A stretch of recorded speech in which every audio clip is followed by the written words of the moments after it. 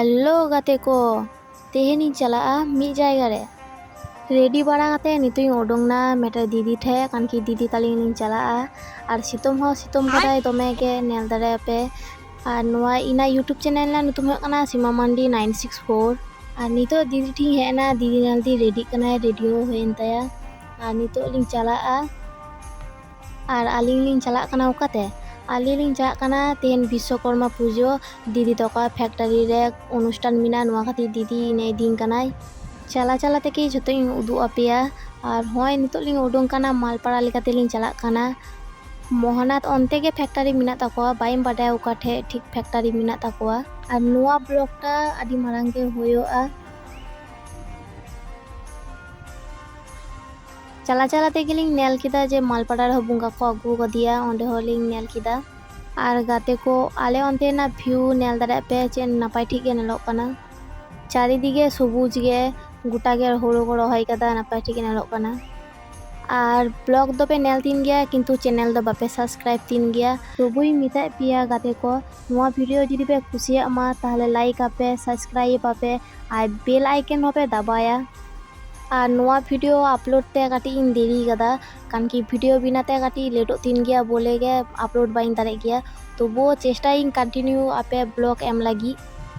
और फैक्ट्री हो चला काती उदु आपेया जे दीदी उका फैक्ट्री रे कामी गे चिका पुजोटा हो गया और फैक्ट्री दो ने बियर फैक्ट्री कना और ले तेगिन सेटरना ले ओनते तो बान दा कदाय किंतु मोहना तो ओनते तो दा कदाय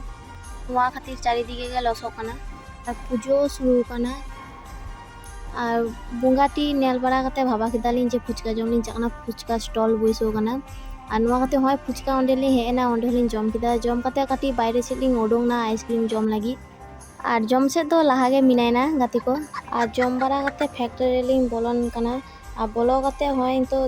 थमरे को एम किदा लुची और काबली छोला और हाना दो चेक कना बाइन बडे लुची को जम कते तो फाइनली दाका हेना दाका डोल और हाना ओना पनीर उतु और पनीर उतु जम किदी उन तो भागे बाम बुझो किदी और दाका जम कते मिष्टी पापड़ चटनी हेना हाना को जम बड़ा होइना और जम बड़ा कते ले उडोंगना और पासे रेगे मिटे बियर फैक्ट्री मिना भाबा किताले हांडे हले बोलन गे और होय बोलोइनाले भेतर ही उदु आपेया फैक्ट्रीटा चिकन और होय भेतर रे बोलो होइना होय नेल दारे आपे बियर फैक्ट्री भेतर रे ओंडे कामी होय गया इनहो प्रथम बार नेल किदा जे बियर फैक्ट्री ओंडे नुका कामी होय गया और नेल दारे पे लाइन ते मिना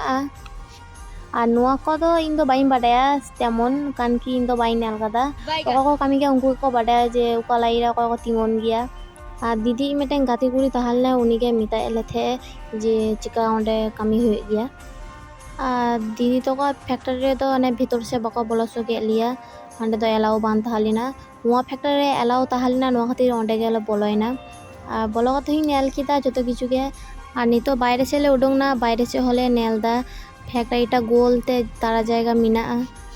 और ओंडे के काटी ताराम बाड़ा कते उड़ा लिंग चला कानकी लेटो कना लिंग और नितो उडोंग कना लिंग हांडे खय और आडी जोर से के चालू कदाय दीदी हो इबा तो रॉकेट लेका लिंग चला आशा करी नोआ ब्लॉग कुसिया मापे ताहले कमेंट रे पे जानाइना फाइनली उड़ा लिंग हेना और आबार हुई मिता पिया नोआ ब्लॉग जुदी पे खुशिया मा लाइक आपे सब्सक्राइब आपे और